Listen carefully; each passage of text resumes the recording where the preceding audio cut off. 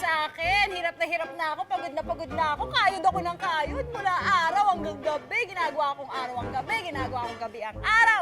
Kahit madaling araw nga, ginagawa kong mahirap na araw eh. Lord, please naman, have mercy. Hoy, ba't mo ako pinapamigay? Ha? What you say? Sabi mo kasi have mercy, loka.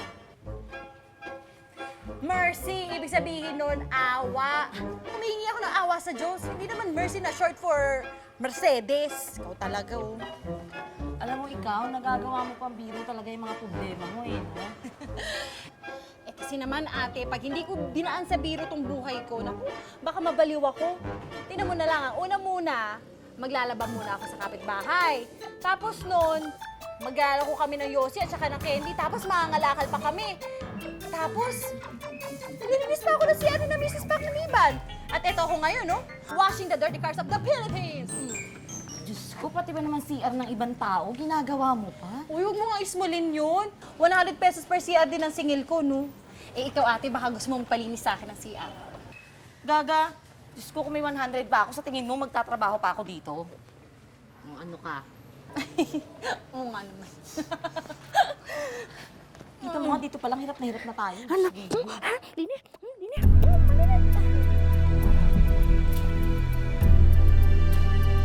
Excuse me po. Excuse me po. Kayo po ba ang nanay ng mga batang iyon? Ay, yes! I am the proud mother of... Imbitahan po sana namin kayo sa aming opisina. Teka, bakit niyo po kinukuha yung mga anak ko? Taga DSW. Alam ko kung taga saan kayo, pero wag niyo kunin yung mga anak ko, wala kayong karapatan! Bitawan niyo! Bitawan niyo yung mga anak ko! Sila, dali. Kunin mo na. Bitawan niyo sinabi! Dali na kayo.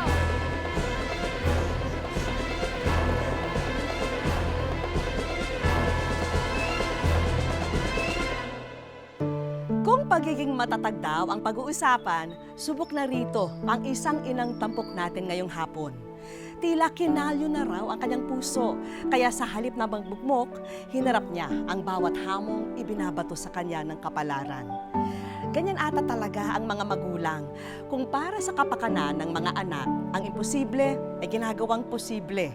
Ang mahirap, pilit na ginagawang madali. Magandang araw mga kapuso. Ako po si Vicky Morales at ito po ang wish ko lang. Bakit Manilin? Kinakabahan po ako eh. Huwag kang mag-alala. Nakausap ko na sila. Nasabi ko na sa kanila na kailangan mo ng tulong sa pag-aalaga ng mga bata. Sandali, Manilin. Mabuti na yung malinaw ang usapan. Pumayag ako dahil pumayag itong tatay mo sa alok ng DSWD na dito muna kayong mag-ina. Pero eto naman usapang matino. Pag nakaluwag ka na, aalisin mo na sila dito. Klaro? Ano ka ba naman? Anak natin siya. At mga apo natin sila. Uy, bakit? Wala naman nagsabi sa akin na may karay-karay pa na sanggunian. Hindi ko na kaya mag-alaga ng bata. Aling Tori, maski sa sandaling panahon lamang, naihanap ko na po kasi ng trabaho si Manilin sa isang laundry shop. Paano po siya makakapagtrabaho kung wala pong mag-aalaga sa mga anak niya? Ba ganon? Sana inisip niya ng ilang beses bago siya nagpabuntis na magpabuntis. Diba?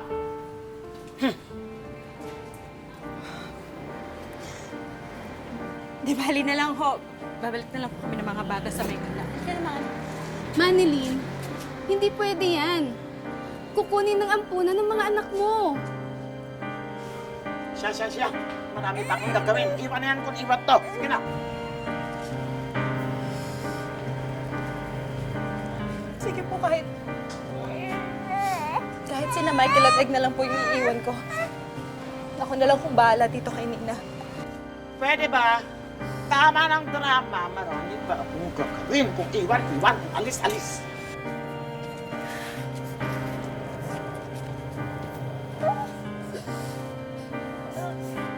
Napapakabait kayo.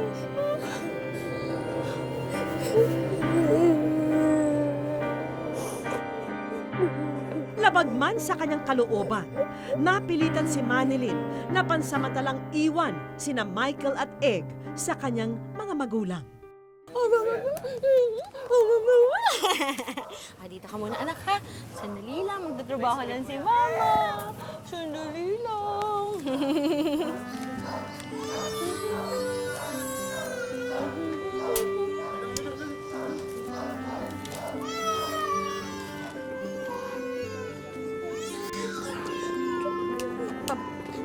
Sira ka talaga man eh. I am just trying to be happy, kahit na may mga problema. Diyos ko, Manilyn, si Nina nangingitim na! Nina? Nina? Nina, ano? Ah, Ricardo! Andito ang magaling mong anak. Mano po?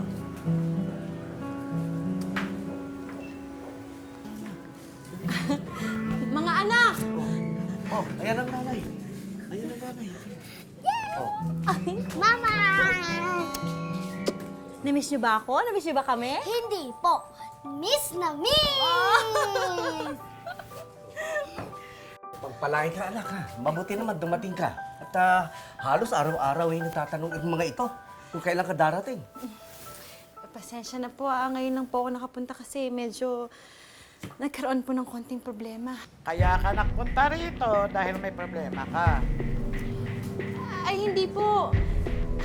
Naayos ko na po yung problema na yon. Sa katunayan po niyan, meron po akong good news. Naalala niyo po si Ma'am Connie, yung pong taga-DSWD?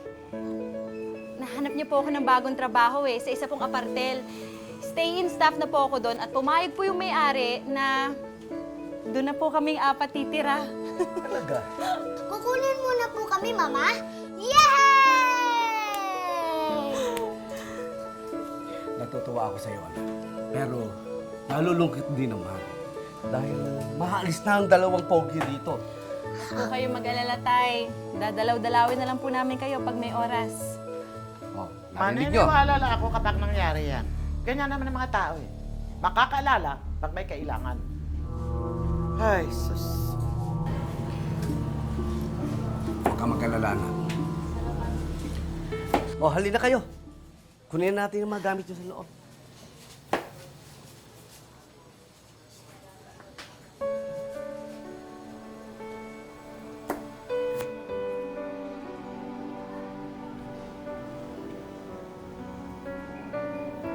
Nay, Oh, matanong ko lang ho sana. Bakit ho ba parang ayaw niyo po sa akin? Di ba anak niyo naman po ako? pwede ba tigilan mo ako ng mga drama mo? Sige. Ako, hindi ko pinangarap na magkaanak. Pero yung tatay mo, yan ang mapilit. Kaya hirap-hirap kami sa buhay. Saka ikaw, tingnan mo sarili mo. Wala ka mga anak, hindi ka maghihirap ng ganyan. Baka maginhawa ka na ngayon sa buhay mo.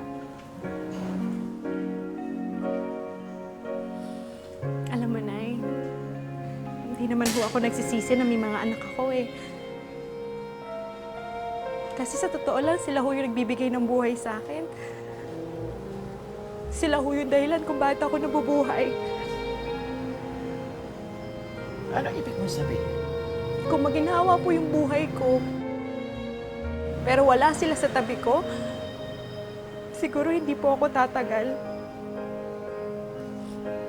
Di bali na ho na mahirap kami, pero basta magkakasama kami, okay lang. Kaya nga, ano nga ang ibig mong sabihin? Na mas mabuting tao ka kaysa sa akin? Na mas magaling ka, ganon? Ha? Hindi po. Hindi po yun ang ibig ko sabihin. Ang sinasabi ko lang ho, mas masarap ho kung may minamahal kayong iba. Lalo na kung minamahal ka din nila.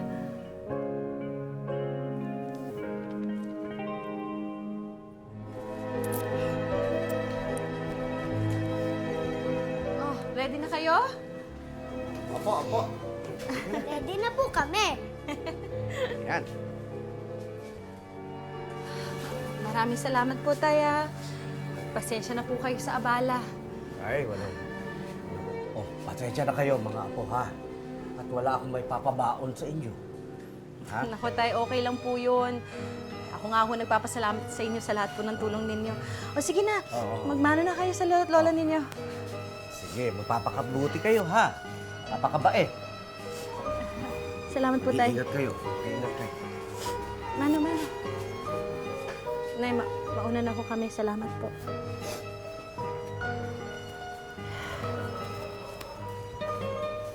Sige na.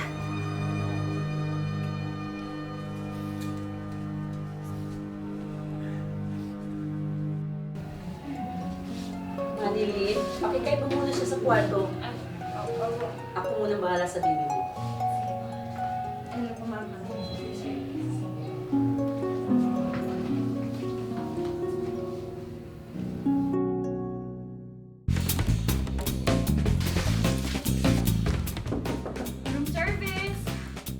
Masaya si Manilin dahil bukod sa libre ang tirahan sa bagong pinapasukan, ay nagagawa pa ngayong mag-aral ng kanyang mga anak.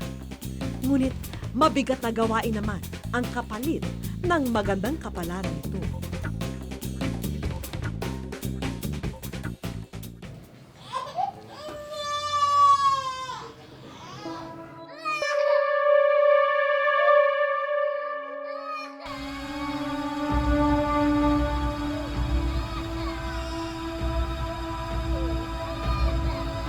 Manilin! Ano nangyari sa'yo?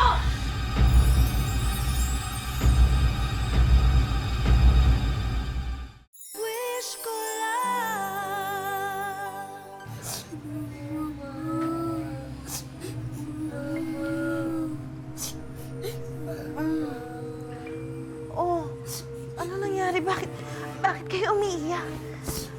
Bakit ako nakahiga di? Mahiga ka lang dyan. Ma'am, naku, sorry po. Hindi po ako natutulog. Hindi ko nga po alam ba't ako nandito eh. Nawalan ka ng malay kanina. Ma'am, sorry po talaga. Sorry po. Tapatin mo ako. Ma'am, hindi po ako buntis. Nahilo lang po ako pero hindi po ako buntis. Wala nga po akong love life eh. Hindi yun. Ano ka ba? Ang sasabihin ko sa'yo, kaya mo pa bang magtrabaho dito? Yun nga po, ma'am eh. Medyo nahihirapan po ako dito. Isip ko nga po kung uuwi na lang po kami ng mga bata. Saan kayo pupunta? Medyo masungit lang po yung nanay ko pero mabait naman po yung tatay ko eh. Kakapalan ko na lang po yung mukha ko. Kung ganito na lang, may maliit akong nakubo sa likod ng bahay ko. Kung gusto mo, pwede kang tumira ng mga bata doon. Talaga po? Ang gagawin mo lang, para sa akin, alagaan mo yung garden ko. Naku, ma'am, salamat po. Sige po. Pero, ang tirahan lang ang kaya ko maibigay sa'yo, ha? Pero ikaw pa rin ang maghahanap ng pambili at para sa mga bata. Ay, naku, upo naman, ma'am. Kayang-kaya ko po yun. Nakitera naman po ako eh. Dahil sa kagandahang loob ng kanyang amo sa apartel, nagkaroon muli ng matutuluyang bahay sina Manilin. Ngunit hindi pa rin sapat ang sinasahod niya para sa kanila. Kaya pagkatapos ng mga gawain sa bahay, magtitinda naman siya ng ice cream sa kalsada. At kapag naubos na ang paninda, pangangalakal naman ang aatupagin niya. Oh, eto pala yung mga gwapo anak, my very handsome boys. Kiss nga, kiss, kiss. Kiss, oh, kiss, Thank kiss. you. How are you? Ang ganda-ganda naman ni Nina. Siyempre, mana sa akin. Nanay mo yan, Michael? Ha? Basta lalap na nanay mo? Hoy, bakit niya pinagtawanan sila? Naghahanap buhay sila na maayos, hindi sila magnanakaw. Ito mga batang to. Ay, naku. Lagot sa akin yung mga bata na yun. Kilala ko yung mga parents nila. Isusumbong ko sila. Salamat po ah. Manilin, ito nga pala si Majel. Kakilala ko, kasama ko sa Bible study. Nice to meet you po. Balita Pasensya na ko, masipag ka daw at magaling. May i-offer sana ako sa yung trabaho. Trabaho po? Oo, meron akong kaibigan na may online English tutorial classes. Nagtuturo sila ng English online. pwede ka doon. Mayroon silang free training para sa'yo. Ako po magtuturo ng English?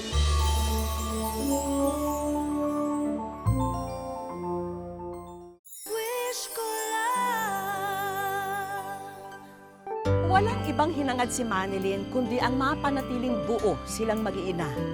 Pero ang kanyang pagsisikap para magawa ito ay hindi pa rin sapat. Kulang pa rin ang kinikita niya. Ngunit tila sisilip ang pag-asa. Isang pagkakataon ang bubungad sa kanya. Okay, sir. Sige po. Please come inside. Ay, ma'am, dito po ba yung training para sa English tutorial? Dito nga. Mag-a-apply ka ba? Yes, ma'am. Ikaw yung nirefer ni Majel. Tama ba? Naku, I'm Chrissy, the supervisor here. O sige, welcome to the class. Ay, ma'am, question po. Okay lang po ba kung kasama ko yung anak ko? Ay, naku, miss. Bawal kasi yung mga bata sa class. Sige po, salamat na lang po. Wait, miss. Wala ba talagang mag-aalaga sa anak mo? Sige, pero bawal talaga ha. Just make sure na hindi yan makakagulo sa klase. Okay ba? Ay, opo, promise po. Salamat po. What about you? You got it?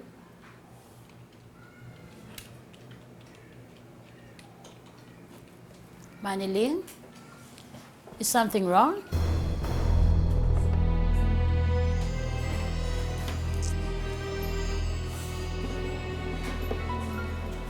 Dyslexia?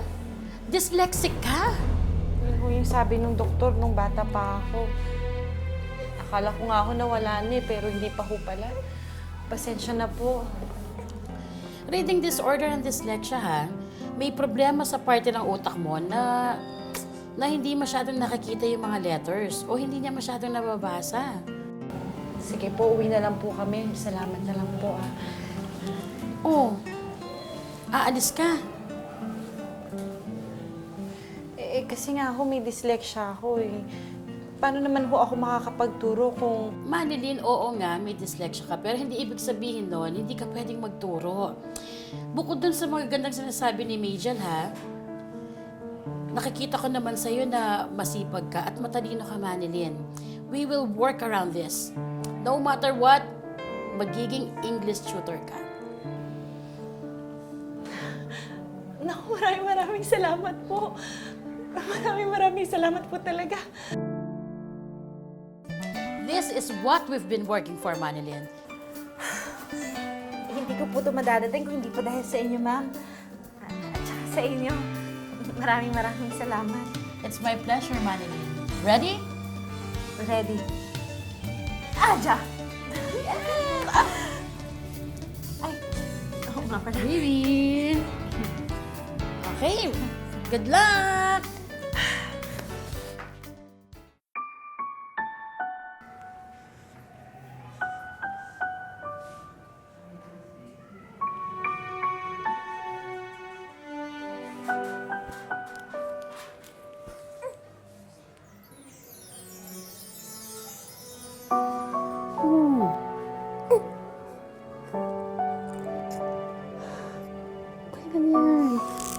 Marami naman ang hindi nakakapasa pag first interview.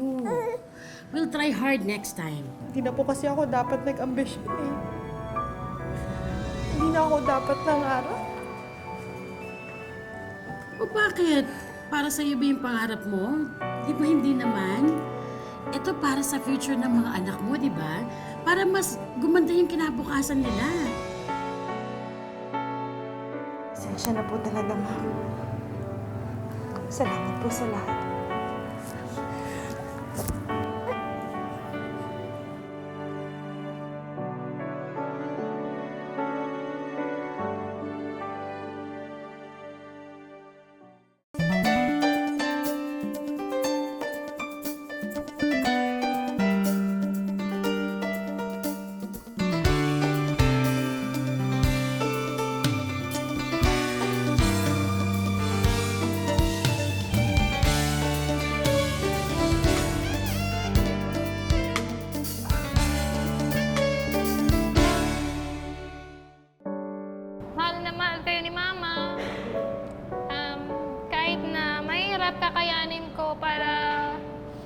maibigay ko yung mga pangangailangan nyo. Tsaka kaya natin to. Lagi ko sinasabi sa inyo, wala man kayong tatay, pamilya tayo, buo tayo. Mula raw noong nasa sinapupunan pa niya ang panganay na anak at hanggang sa isilang ang kanyang bunso, inakap na ni Manilyn ang sakripisyo ng pagiging magulang. At hindi lang ito para maging tanglaw, kundi maging haligi na rin para sa kanyang 3 anak. Naghiwalay po kami nung kalibin ko po. Tapos po, 3 months yung bunso ko noon. Kailangan ko po ng magtrabaho para po wala po akong ibang maasahan sa mga bata. Kaya ginawa ko po, pasan-pasan ko yung baby ko, nagka-car wash po ako. Tinatry ko po na maghanap ng mapapasukan. Kasama po yung bata. Nag-a-apply ako, mananahe. Nag-apply po ako sa pagiging mananahe, sa hotel po. Nag-lady guard po ako. Kasama yung mga bata sa, sa guard house po. Hindi nagpatinag si Manilyn sa mga binatong pagsubok sa kanya ng tadhana. Kaya patuloy ang pagkayod niya para manatili silang magkakasamang mag-iina. Dumating po sa punto na kung saan-saan po kaming ampunan napunta. Kinausap po ako ng DSWD na kailangan kong pumirma. Tapos paghihiwalayin kami ng bata, iiwan ko sa ampunan. Pero hindi ako po pumayag kasi po wala na nga silang tatay tapos mawawala pa sila ng nanay. Kaya kinaya ko po. Kinaya ko po na mag-isa sa tulong po ng Panginoon. My name is Teacher Manilyn. At dahil sa tulong ng mga naging kaibigan niya, natupad ang isa sa mga pangarap ni Manilyn. At yon ay ang makapagturo. Sa katunayan, isa na siyang online English teacher sa mga estudyanteng tayuhan mula sa Hong Kong at China. Sa ngayon naman po, kahit na mahirap, makita ko lang po silang masaya. Nakakabawas po yun ng hirap na pinagdadaanan ko, ng pagod, nakakawala po ng pagod. Ang kwentong ibinahagi sa atin ni Manilyn ay hindi kwento ng kabayanihan. At hindi rin ito kwento ng katatagan sa mga pagsubok. Para sa ating lahat, madali itong damahin dahil ito ay kwento ng isang ina.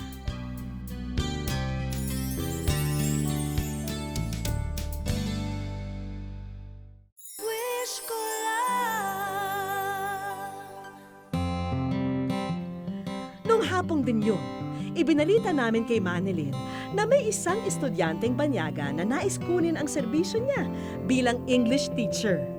Ang kondisyon, nais munang malaman ng kliyente kung kaya niyang isalin ang ilang salitang Tagalog sa Ingles. Nako, may pagka-misteryosa ata itong estudyante dahil may suot pang face mask. Ayan na Manilyn, at meron pa siyang inihandang flashcards ha. Ready na rin sana ang ating bida. Now that is giggle. When you are so surprised with something that is, in Filipino, it's a language giggle. Tampo. At hindi mo nabigo ang iyong estudyante. Tama lang na ikaw naman ang bibigyan namin ng magandang balita. Ikaw ay nasa...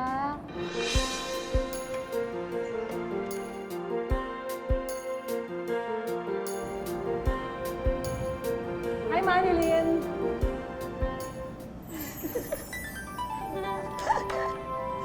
Ikaw ay Thank you po. Thank you po. Sorry po yung iba po, mali. Akala ko po Korean, baka hindi po masatisfy. Sorry po. Magkahalong pagkamangha at tuwa ang nadama ni Manilyn sa aming unang pagkikita. Napili mo ngayon? Masaya po. Para po sa mga anak ko to. Para po sa mga anak ko to. Gano'n mo kamahal ang mga anak mo? Sobra po. Labis mo kaming pinahanga, Manilyn. Kahit kulang tayo, lagi ko sinasabi sa inyo na pamilya tayo. Si God ang papa nyo at hanggat kaya ni Mama, kakayanin ko. Hanggat kaya ng katawan ko, bibigay ko.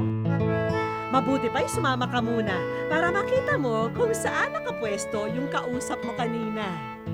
Naroon din kasi ang una naming sorpresa para sa'yo.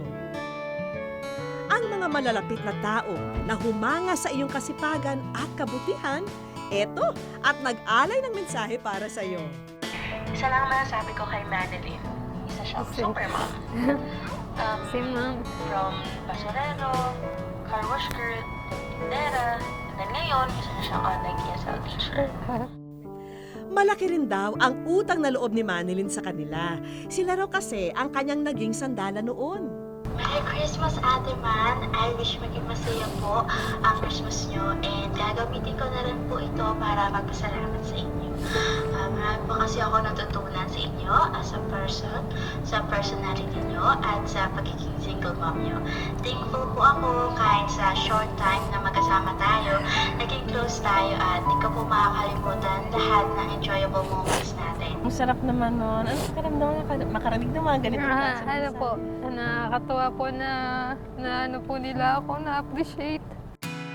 At dahil linggo-linggo ay Pasko rito sa Wish Ko Lang, hindi pwedeng mawala ang mga inihanda naming regalo. Supply ng pagkain ninyong mag-iina, mga damit, laruan, at ang bagong heavy-duty na sewing machine na magagamit mo pang negosyo. Ito! Yan, di ba? Sabi niyo, nananahi kayo, ayan ito. Para at least may makina na kayo. Kakayanin mo yan. Ha? Sabi, ginagawa mo, makakayanin mo rin yan. Ha? Thank you po. Sige. Maraming salamat po sa wish ko lang. Sige. Hindi raw masusukat ang tuwa na nararamdaman ni Manilyn dahil sa mga biyayang dumating. Thank you po. Sige, oh. Maraming salamat po. Naku, at congrats, ha? Ang galing, asipag mo talaga. Thank you po, Ha, ma'am. Umpisa ito ng bagong kabanata para kay Manilyn. Panatag kami na sa angking kasipagan at pagmamahal niya bilang ina, hindi imposibleng isang happy ending ang naghihintay sa kanilang mag-iina. Mahirap tibagin ang pangarap na pinagsisikapan at mahirap pasukuin ang taong nagmamahal. Yan si Manilyn. Naway sa kanyang pagbuklat ng bagong kabanata sa kanyang buhay, masuklian naman ang lahat ng kanyang sakripisyo at mapawi ang inalay niyang dugo at pawis para sa kanyang mga anak. Happy New Year po mga kapuso! Ako po muli si Vicky Morales at ito po ang Wish Ko Lang. At sa Diyos ipalala